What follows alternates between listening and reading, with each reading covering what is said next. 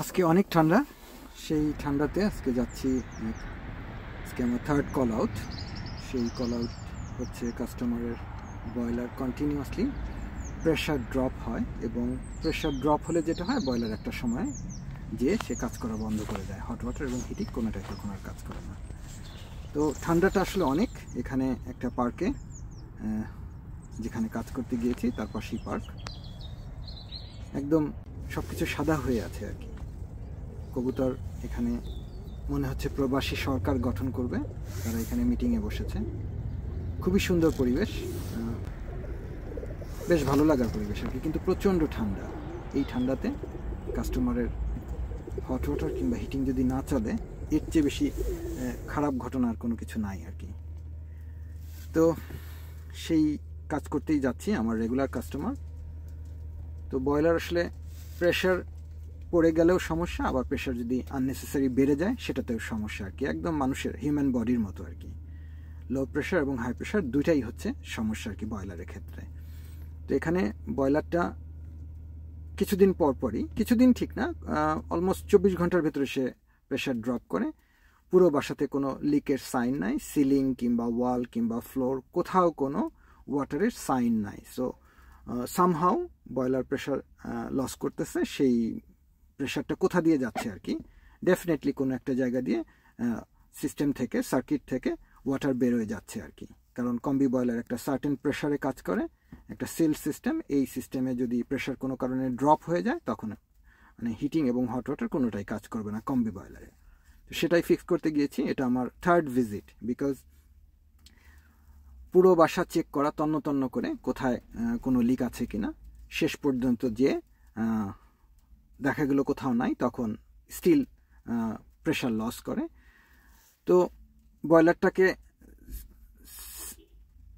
বয়লারটাকে isolate করে আর কি, just hot water only রেখে, আমি কাস্টমারের অনুমতি নিয়েই যে বয়লারটাকে আইসোলেট করে, কারণ বয়লার আইসোলেট করা মাত্র হচ্ছে শুধু হট ওয়াটার পাবে, কোনো হিটিং থাকবে না বাসাতে আর কি। এই 6-7 ঘন্টার জন্য আমার এই টেস্টটা করতে হবে। এই টেস্ট থেকে বুঝতে পারা গেল আর কি যে লিকটা আসলে বয়লারে নেই, লিকটা আছে হচ্ছে বাসাতে যে সার্কিট আছে, টোটাল সার্কিটে কোথাও। তো আসলে এটাকে খুঁজে বের করা খুবই ডিফিকাল্ট, কারণ হচ্ছে এটাকে আইডেন্টিফাই করা এবং কোথায় এক্স্যাক্টলি লিকটা হচ্ছে এটাকে বের করা এবং পুরো ফ্লোর ডিক করা, এগুলো আসলে অনেক একটা কাস্টমারের জন্য একটা প্রচণ্ড অসুবিধার একটা কাজ আর কি, আমাদের জন্য। কারণ এখানে কস্ট এবং বাসা ফ্লোর সব তুলে ফেলতে হবে, কার্পেট তুলতে হবে, মানে অনেক ধরনের ব্যাপার স্যাপার আর কি। কিন্তু এই টেস্টের পরে যেটা বোঝা গেল যে লিক আছে, কিন্তু লিকটা খুবই সামান্য। 6-7 ঘন্টায় যদি 0.2 বার ড্রপ হয়, তাহলে এটাকে আমরা বলতে পারি বাংলায় চোরা লিক আর কি। কিন্তু সামহাও এটা বেরোয় যাচ্ছে সিস্টেম থেকে।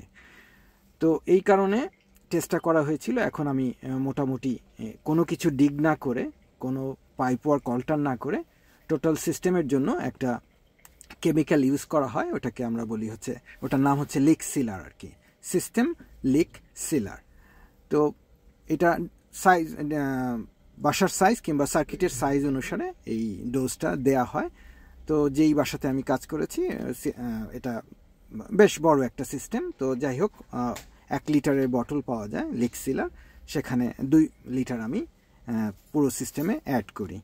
তো 2 লিটার আমি লিক সিলার অ্যাড করে কাস্টমারকে সব কিছু ঠিকঠাক করে দিয়ে চলে আসছি, এবং অবশ্যই বলে আসছি যে কোনো কারণে যদি প্রেশারটা ড্রপ হয় আমাকে যেন জানানো হয় আর কি। তো যাই হোক, টাচউড, এখন পর্যন্ত কাস্টমার ঠিকঠাক মতো ব্যবহার করছে। লিক সিলার দেওয়ার পরে প্রেশার আর কোনো ড্রপ হয়নি। কাস্টমার প্রচণ্ড হ্যাপি, কারণ তাকে এক্সট্রা কোনো কাজ করতে হচ্ছে না, ফ্লোর ডিক করতে হচ্ছে না, কিংবা কার্পেট তুলতে হচ্ছে না। তো সিম্পল একটা জায়গাতে যে কোনো একটা রেডিয়েটার দিয়ে আমরা এই ডোজটা করি। সেই রেডিয়েটার দিয়ে 2 লিটার লিক সিলার সিস্টেমে অ্যাড করে দেওয়া হলো, এবং বয়লার দেখা গেল যে 1 ফোঁটাও আর প্রেশার ড্রপ করছে না। সামান্য একটা লিক ছিল, কারণ ওভার দ্য ইয়ার্স বিভিন্ন ধরনের ট্রেড আসে কাজ করতে।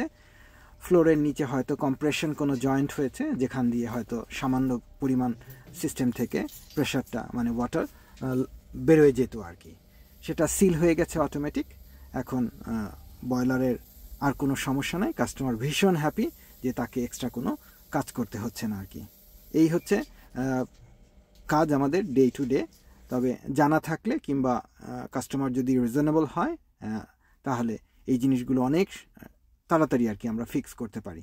Thank you very much.